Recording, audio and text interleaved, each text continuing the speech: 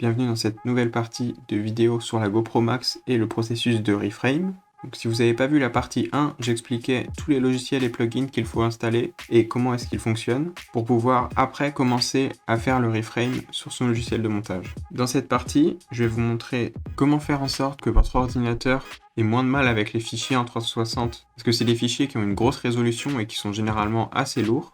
Ensuite, comment choisir son format d'image en fonction de si on veut publier une vidéo par exemple sur YouTube ou sur Instagram, donc portrait ou paysage, ou même en carré.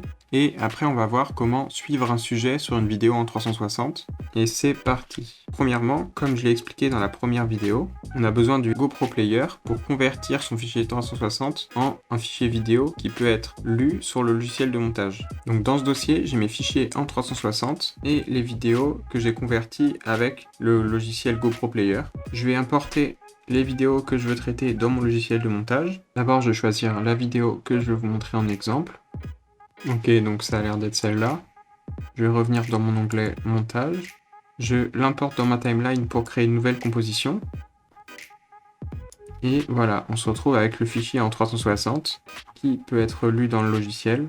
Donc là, la première chose à faire, si jamais votre ordinateur a déjà du mal à lire ce fichier, ce qui est possible car les vidéos en 360 ça pèse assez lourd, donc si jamais vous êtes abonné à la suite Adobe et que vous avez accès aux différents logiciels de cette suite, vous pouvez créer un proxy avec le logiciel Adobe Media Encoder et ça va vous permettre de convertir cette vidéo qui a une grande résolution et qui pèse assez lourd en une vidéo beaucoup plus petite et beaucoup plus simple à gérer par le logiciel de montage. Et vous allez pouvoir faire votre montage avec cette petite vidéo et à la fin ça va vous remplacer cette petite vidéo par la vidéo en bonne qualité et c'est juste en fait pour vous donner un petit peu de facilité pendant le montage. Donc pour ça, dans mon projet et dans mes clips, il faut que je fasse clic droit, doublure, créer des doublures. Là on attend un petit peu parce qu'il faut le temps que ça charge. Ça va me proposer différents formats.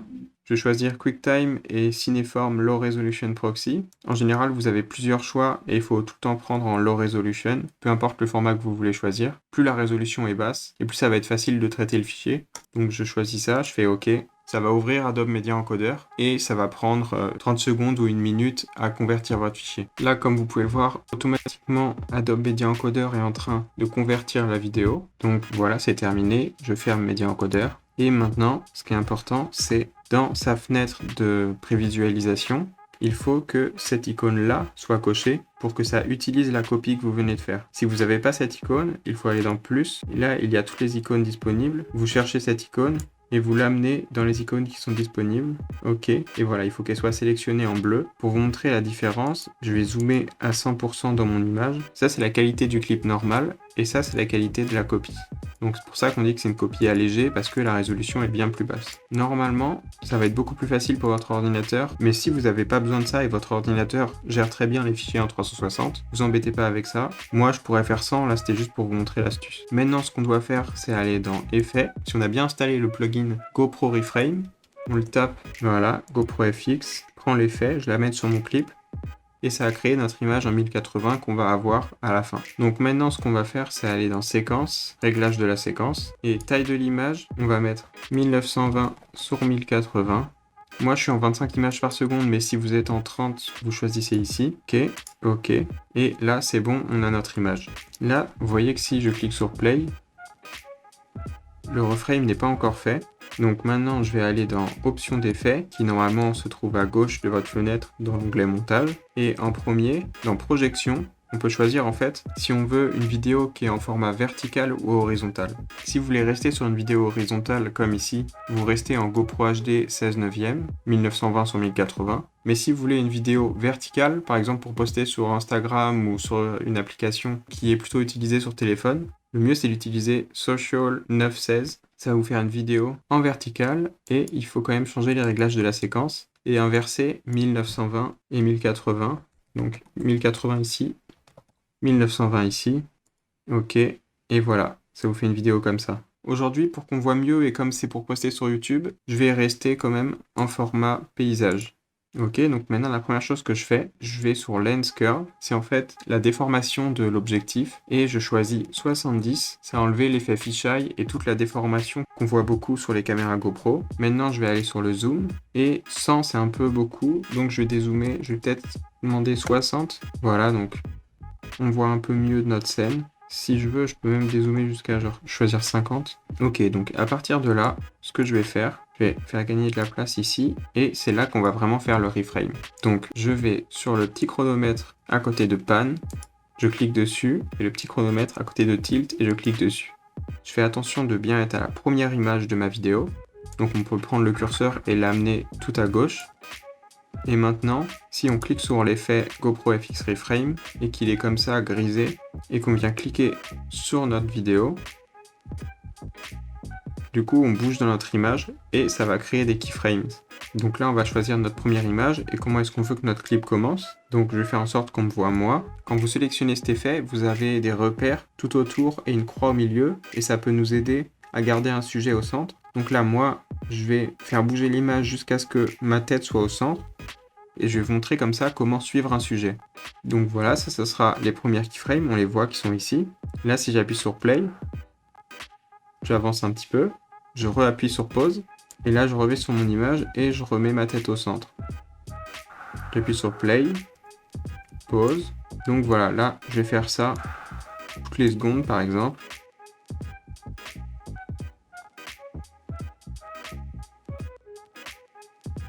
Voilà, donc là j'en suis à déjà 18 secondes et on peut voir que grâce à toutes les keyframes que j'ai placées, ma tête est en fait toujours au centre de l'image.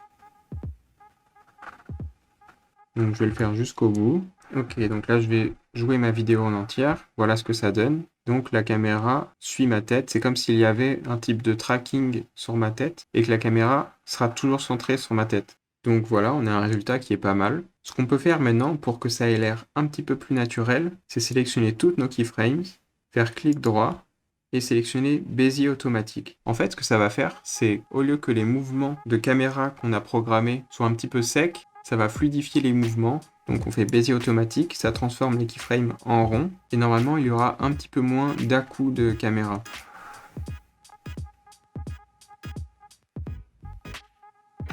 Si on veut, s'il y a un endroit où on trouve que le tracking n'est pas très bien fait, on peut mettre pause, resélectionner l'effet et changer un petit peu la composition. Donc on rajoute des keyframes.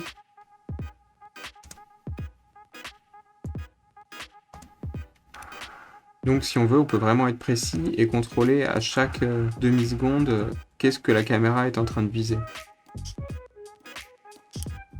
Ok, et juste pour finir, pour avoir un peu une espèce d'intro, je vais créer un dézoom. Donc pour ça, je vais aller sur Zoom, je clique sur le petit chronomètre pour que ça crée des keyframes. Je fais attention encore d'être sur la première image. Et là, je vais choisir 30 de zoom. Je vais un petit peu plus loin, donc par exemple une seconde plus tard. Et là, je vais à, je crois que j'avais mis 50. Donc quoi, voilà. Donc je vais voir ce que ça donne. Donc voilà, ça fait commencer la scène avec un léger zoom sur moi. Si on veut que le zoom soit un peu plus long, on peut bouger la seconde keyframe. Et si on veut que le zoom soit plus fluide, on fait pareil qu'on avait fait juste avant. Clic droit, Bézier automatique. Et ça va faire un zoom qui commence progressivement. Et si on veut, on peut faire en sorte que la vidéo se termine comme ça. Donc pareil, on va vers la fin. Un petit peu avant la fin, je presse ici pour créer une keyframe. Je vais sur la dernière image. Je dézoome jusqu'à 30. Je le mets bien à la fin de la vidéo. Et donc ça va se finir avec un dézoom. Donc voilà, on a notre clip entier où on suit un sujet.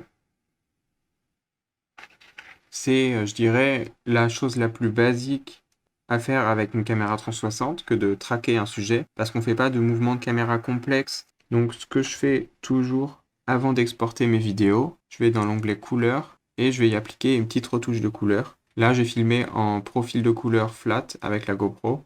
Donc j'utilise toujours moi mon propre preset que j'ai fait pour les caméras GoPro qui me va très bien. Donc ça donne un côté un petit peu plus cinématique, voilà, sans et avec. Mais après ça c'est en fonction de vos goûts, si vous avez envie de retoucher les couleurs et ce que vous avez envie de faire. Maintenant je vérifie une dernière fois que tout est bon.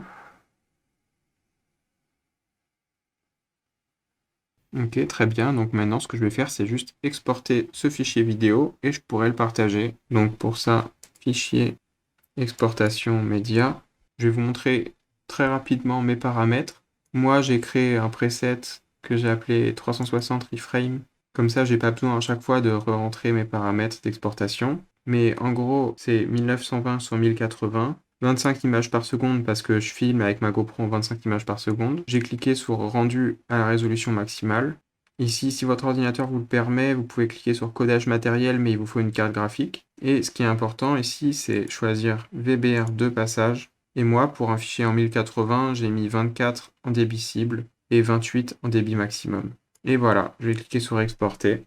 Et là, en fonction de votre ordinateur, ça peut prendre quelques minutes. Donc voilà tout mon processus pour un clip en 360. Si vous avez une GoPro Max et que vous êtes intéressé, n'hésitez pas à regarder la première vidéo que j'ai faite sur ce sujet où je parle de tout ce qu'il faut installer. Et je compte sortir une prochaine vidéo qui parlera cette fois-ci de choses un peu plus complexes. Par exemple, des mouvements de caméra ou des transitions entre différents clips faits grâce au processus de reframe. Aussi, si vous êtes intéressé par mon profil de couleur, vous pouvez retrouver un lien dans la description. Je vous remercie d'avoir regardé et à plus pour une nouvelle vidéo.